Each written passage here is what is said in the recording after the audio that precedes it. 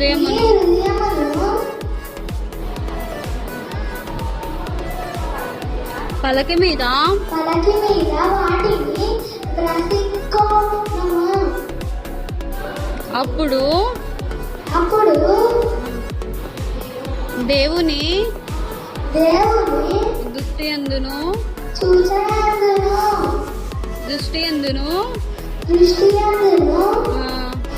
మానవుల దృష్టి యందును నీవు దయనుంది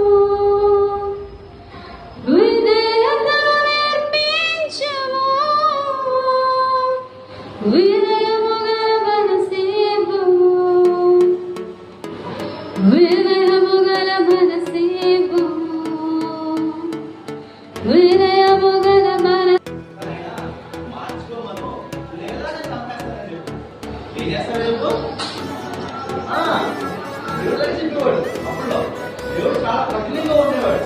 ఇప్పటిలాగా కృప చేస్తే కృపాలు కానీ మనం క్షమించి దేవుడు కాదు.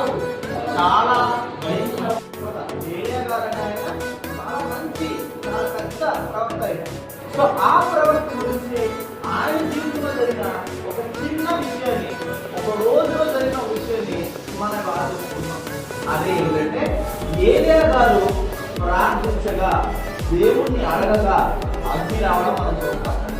ఆ విషయం ఏం జరిగింది అన్నది ఒక కలగి పెట్టుకుందాం. ఏమైంది? వాళ్ళు వెళ్ళి లోపంలో కలుస్తూ లోపంలో ఉన్న స్నేహితులతో వాళ్ళు ఉండగా వాళ్ళు దేవా మీరే దేవా మీరే మార్చింది. వాళ్ళ ఫ్రెండ్స్ కూడా మీరే దేవా మార్చింది.